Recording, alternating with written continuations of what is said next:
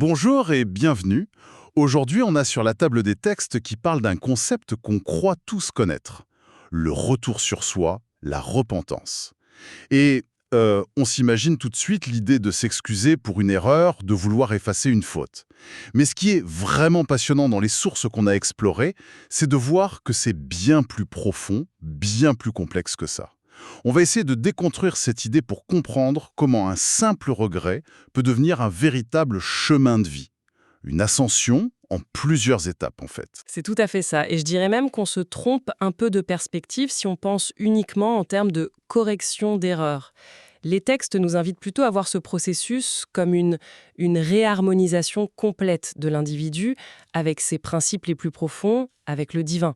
C'est moins une marche arrière qu'une remise en alignement, une quête d'harmonie, pas juste une gomme pour effacer le passé, quoi.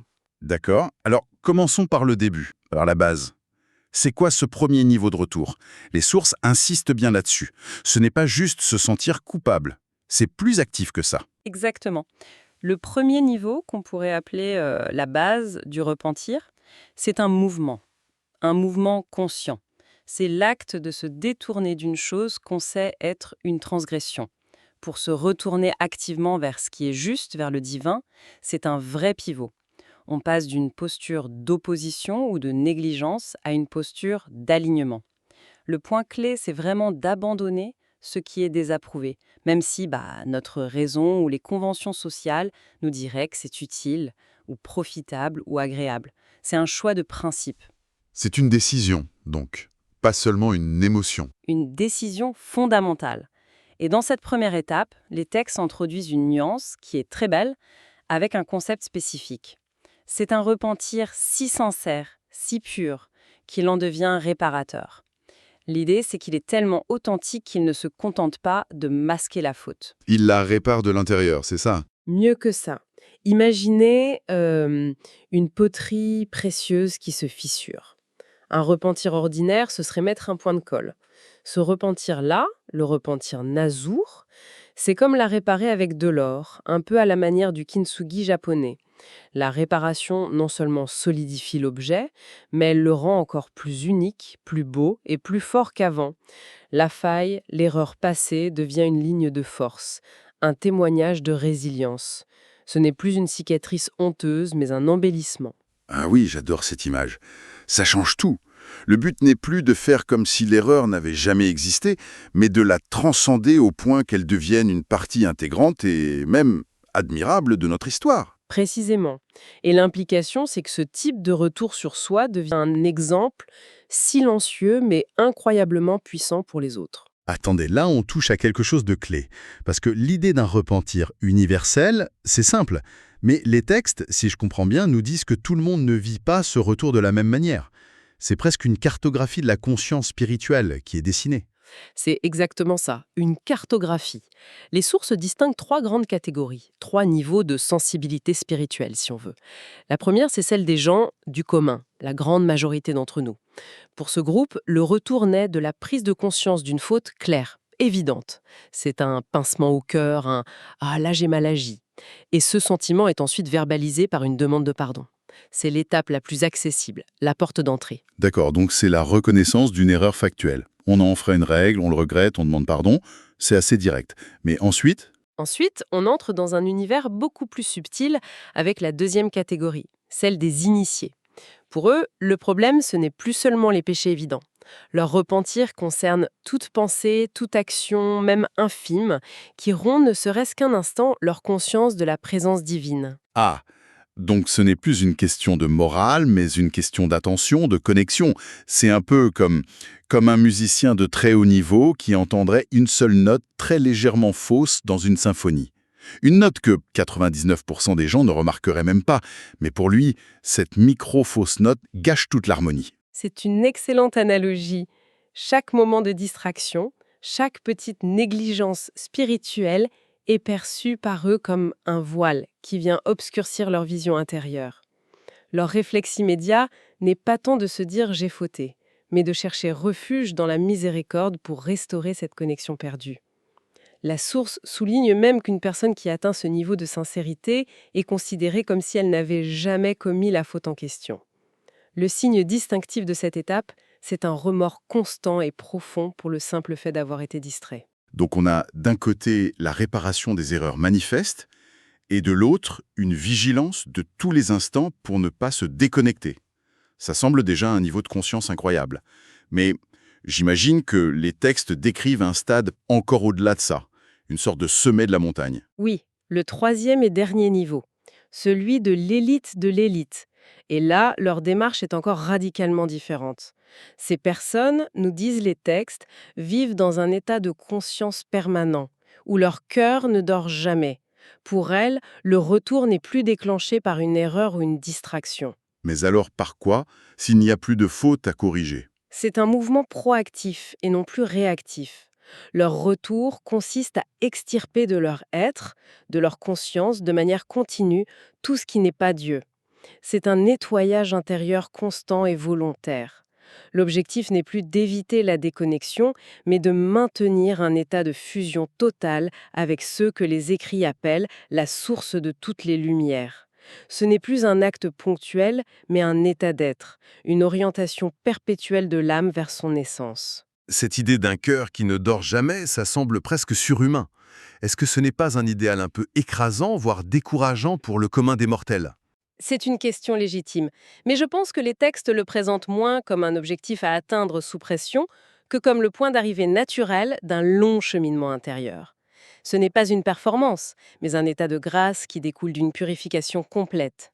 Ce n'est pas quelque chose qu'on fait, mais quelque chose qu'on devient. Fascinant. On a donc cette progression, un acte de réparation, puis un état de vigilance, et enfin une orientation totale de l'être. Si on veut essayer d'avancer sur ce chemin, concrètement ça implique quoi? Est-ce que les sources donnent des pistes, une sorte de guide pratique? Oui, et c'est très concret. Les textes décomposent un retour authentique en plusieurs composantes indissociables. La première, c'est un regret sincère, un remords qui vient du cœur, pas juste des lèvres. La deuxième, c'est de se souvenir de ses erreurs passées, non pas avec nostalgie, mais avec une sorte de frisson, de répulsion, une aversion pour ce qu'on a été. D'accord. Donc c'est une double action intérieure. Un regret présent et une mémoire active qui empêche l'oubli complaisant. Mais ça reste dans la sphère personnelle. Est-ce que ça s'arrête là? Non, et c'est un point crucial. La troisième composante nous fait sortir de nous-mêmes. Il s'agit de réparer les injustices commises envers les autres. Si on a volé, on rend. Si on a blessé, on demande pardon et on répare si possible. Le retour doit avoir un impact tangible dans le monde. Ça ancre la démarche dans le réel. Ce n'est pas juste une négociation privée avec sa conscience ou avec Dieu. Absolument. La quatrième composante, c'est de réévaluer ses devoirs spirituels, familiaux, sociaux et d'accomplir ceux qu'on a négligés. Et la cinquième est particulièrement intéressante. Il faut combler les vides spirituels laissés par les erreurs passées.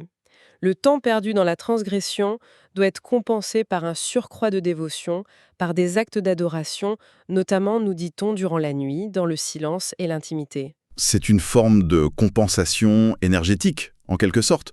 On ne se contente pas d'arrêter de faire le mal, on doit activement surinvestir dans le bien. La réflexion et de la gratitude. Et le message des textes est sans appel. Sans ces éléments, le repentir n'est qu'un mensonge, une illusion. Il faut cette aversion pour la faute et une crainte sincère de retomber. C'est un engagement total. Cet engagement est si fort qu'une citation de Mevlana, Rumi, est évoquée pour l'illustrer. Oui, il dit en substance qu'un vrai repentir est un serment qu'on ne brisera pas, même face à la mort. C'est la preuve ultime de la volonté et du courage. La source va même jusqu'à affirmer que celui ou celle qui persévère dans cette voie, avec une telle sincérité, atteint un rang spirituel comparable à celui des martyrs. C'est dire la valeur de cette transformation intérieure. Ce qui me frappe en vous écoutant, c'est que ces trois concepts ne sont pas des boîtes dans lesquelles on est enfermé. Les textes les présentent plutôt comme des étapes, n'est-ce pas? Comme un voyage. C'est la métaphore centrale. Un voyage spirituel ascendant. Et ce qui est fascinant, c'est que chaque étape a sa propre dynamique, son propre moteur. Le premier niveau est décrit comme un voyage vers Dieu. C'est le chemin de tous les croyants. La motivation principale est souvent la crainte des conséquences, le désir d'échapper au châtiment et d'obtenir le pardon. On est à l'extérieur et on veut rentrer. D'accord. Et le deuxième niveau? Le deuxième niveau, c'est un voyage en Dieu. Là, on n'est plus à la porte, on est entré dans la cité. L'objectif n'est plus d'éviter la punition, mais de préserver son état spirituel, de ne pas se faire expulser. C'est une quête pour se dissoudre dans l'amour divin, pour maintenir la connexion. C'est la voie de ceux que les textes appellent les saints, les rapprochés. C'est un changement complet de motivation. On passe de la peur au désir de préserver une relation. C'est beaucoup plus intime. Et le troisième niveau, ce voyage, comment est-il décrit? C'est le plus paradoxal. Un voyage depuis Dieu. Cela n'a de sens si l'on comprend que la personne est arrivée à un état de conscience où elle ne se perçoit plus comme séparée du divin. Le voyage consiste alors à fermer son être à absolument tout ce qui n'est pas lui. C'est une absorption totale, une dissolution de l'ego. C'est la caractéristique des prophètes. Ah, voilà la clé. Je crois que beaucoup de gens butent là-dessus. On lit parfois qu'une figure prophétique demandait pardon des dizaines, voire 100 fois par jour. Et ça paraît contradictoire. On se dit, mais comment une telle personne peut-elle commettre autant de fautes? Mais ce que vous expliquez, c'est qu'ils ne jouent tout simplement pas dans la même catégorie. Exactement. Le mot pardon ou repentir n'a pas le même sens pour eux. Leur demande de pardon n'est pas pour une transgression au sens où nous on l'entend. C'est l'athlète olympique qui, après avoir battu un record du monde, cherche déjà comment gagner un millième de seconde. Son insatisfaction n'est pas le signe d'un échec, mais l'expression d'une quête d'absolu. C'est la parfaite analogie. Pour ces êtres, chaque instant qui n'est pas une intensification de leur proximité avec le divin est perçu comme une sorte de voile, une distance relative. Leur repentir est un outil d'ascension, pas un outil de réparation. C'est une expression de leur humilité infinie face à l'infini. D'ailleurs, les textes suggèrent que pour eux, un retour au sens ordinaire serait même perçu comme une forme de négligence, car cela impliquerait qu'ils ont d'abord connu une véritable distance, une rupture. Et ça change complètement la perspective. Le mot est le même, mais la réalité qu'il recouvre est à des années-lumière. Pour résumer ce voyage, on a donc un processus dynamique de réalignement. On part d'une réaction à une erreur, motivée par la crainte, pour évoluer vers un désir de préserver une connexion précieuse et enfin atteindre un état de présence continue. C'est une excellente synthèse. On passe d'un acte déclenché par un événement extérieur, la faute, à un état d'être intérieur, un retour continuel et volontaire vers la source. C'est un chemin de purification et d'élévation où chaque étape a sa propre logique, sa propre motivation et, pourrait-on dire, sa propre beauté. Et pour conclure, voici une idée qui m'a marqué dans les textes. Il est suggéré que pour ceux qui ont atteint ce sommet, ce troisième niveau, le concept même de repentir, tel qu'on l'entend nous, pourrait être perçu comme une forme de distraction, parce qu'il présuppose un état de distance, une séparation préalable. Et ça soulève une question intéressante pour nous tous. Comment notre perception du développement personnel, ou même de la psychologie, pourrait-elle changer si nous le voyions moins comme une série de corrections des revers, de réparation de traumatismes, et davantage comme un acte continu de retour vers notre nature la plus authentique et essentielle?